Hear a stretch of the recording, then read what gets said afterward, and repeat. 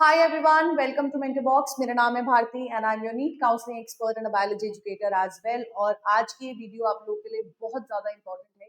मैं आपको बताने वाली हूँ कि नीट 2026 की काउंसलिंग में कौन कौन से डॉक्यूमेंट्स होने जो आपके पास होने चाहिए, क्योंकि बेटा जी एक बहुत क्लियर मेंशन रूल होता है नीट 2026 काउंसलिंग का कि अगर आप अपने डॉक्यूमेंट्स टाइम पर लेके रिपोर्ट नहीं करते हो कॉलेज में आफ्टर द अलॉटमेंट, तो आपका जो एडमिशन है, सीट अलॉट हुई है, वो कैंसिल कर दी जाती है। तो यस, तो ये रिस्क तो मुझे लगता है कि कोई नहीं लेना चाहेगा। 1 साल 2 साल की मेहनत के बाद ये रिस्क हम नहीं ले सकते हैं। तो लेट्स गेट स्टार्टेड। ये डॉक्यूमेंट्स मैं आपको बोलूंगी अभी से बनवा लो। बहुत सारी डॉक्यूमेंट्स ऐसे होंगी जो आपके पास थोड़े टाइम में आएंगी, लेकिन कुछ डॉक्यूमेंट्स है जिनको आपको अभी से बनवा लेना चाहिए।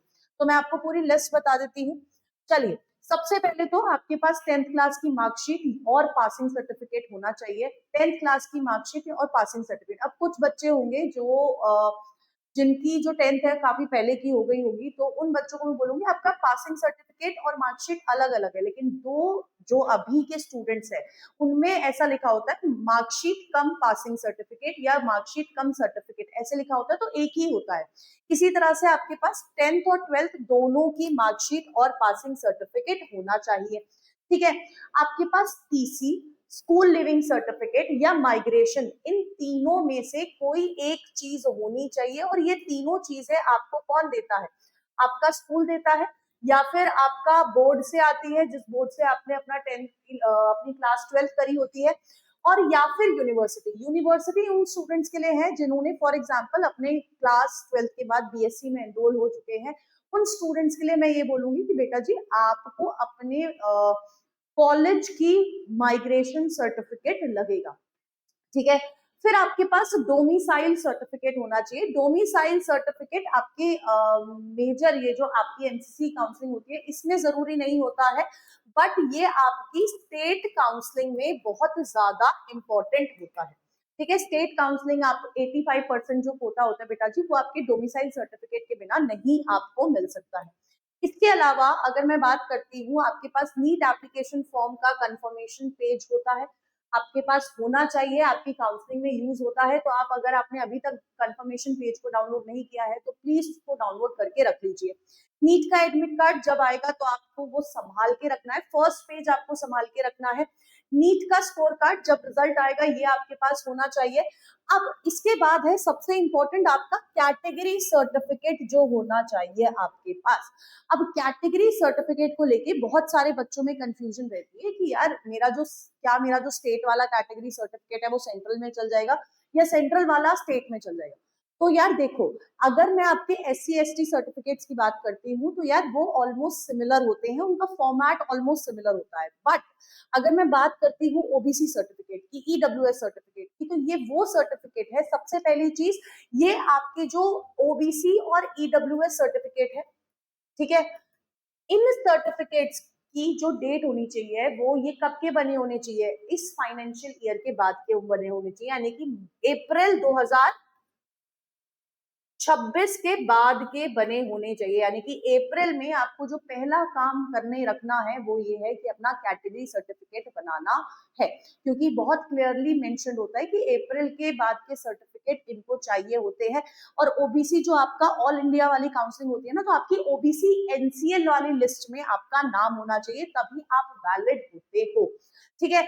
कुछ स्टेट्स में आपका इनकम सर्टिफिकेट भी मांगा जाता है। गैप सर्टिफिकेट लगता है, 50 रुपीज के स्टैंप पे भी बन जाता है, 100 रुपए के स्टैंप पे भी बन जाता है, 10 रुपए के स्टैंप पे भी बन जाता है। लेकिन आपसे मैं बोलूंगी 50 रुपीज का स्टैंप पेपर पे आप गैप सर्टिफिकेट बनवाइएगा। अब ये जो गैप सर्टिफिकेट होता है ना बेटा जी, ये किसको चाहिए? ये उन बच्चों को चाहिए, फॉर एग्जाम्पल आपने क्लास 12th करी है, 12th के बाद आपने 1 साल का ड्रॉप या 2 साल का ड्रॉप लिया है, तो आपको इस केस में क्या करना है? गैप सर्टिफिकेट बनवाना है।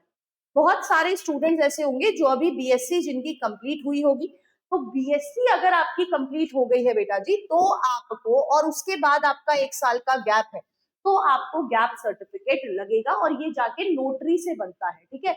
आप बनवा के रख लो, कोई दिक्कत नहीं है, जल्दी भी बन जाता है, मतलब 1 दिन का काम है, ये बन जाएगा। बट डोमिसाइल और आपकी कैटेगरी सर्टिफिकेट में टाइम लगता है। ठीक है।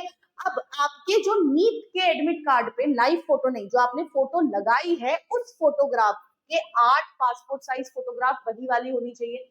एक वैलिड आईडी प्रूफ आपके पास होना चाहिए, whether it's Aadhaar card, voter ID card, pan card, जो भी है जिससे आपने अपना नीट का फॉर्म भरा है, उनमें वो डॉक्यूमेंट आपके पास ओरिजिनल होना चाहिए।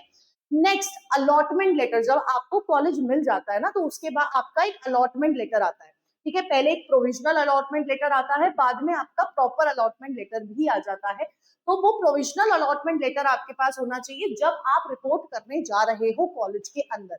फिर कुछ स्टेट्स जैसे कि तेलंगाना में इक्विवेलेंसी सर्टिफिकेट मांगा जाता है, ये आपके पास होना चाहिए। मेडिकल सर्टिफिकेट आपके पास, देखो मेडिकल सर्टिफिकेट जब काउंसलिंग शुरू होगी तभी आप बनवा लेना, ठीक है।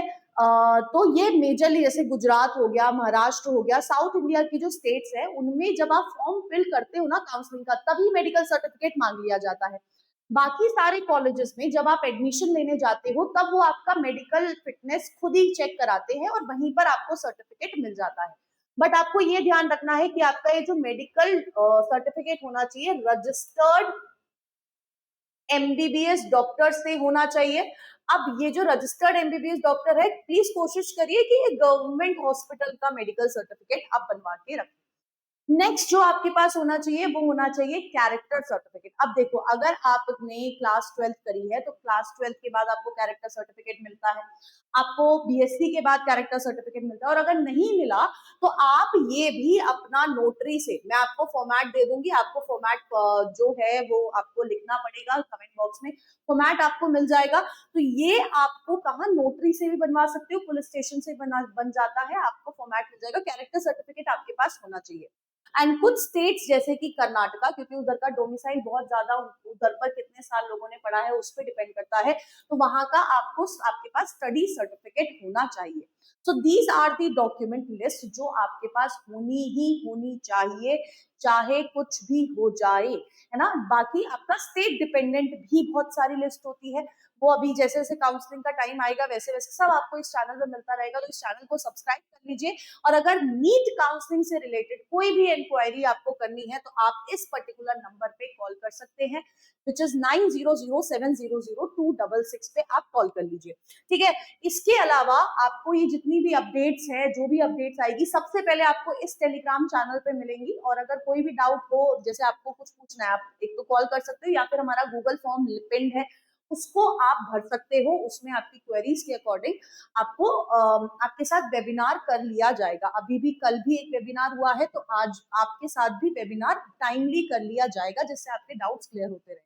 बाकी अगर आपको कोई भी प्रॉब्लम आनी है नीट काउंसलिंग के रिगार्डिंग, लास्ट ईयर मैंने 4000 से ज्यादा बच्चों की काउंसलिंग कराई है, तो आप यहाँ पर हमसे काउंसलिंग करवा सकते हैं। तो आपको बस इन चीजों का ध्यान रखना है कि सबसे पहले तो ये डॉक्यूमेंट्स बनवा लो, और इसके अलावा कोई डाउट हो तो do let me know in the comment box. Till then, tata bye bye, take care and all the best.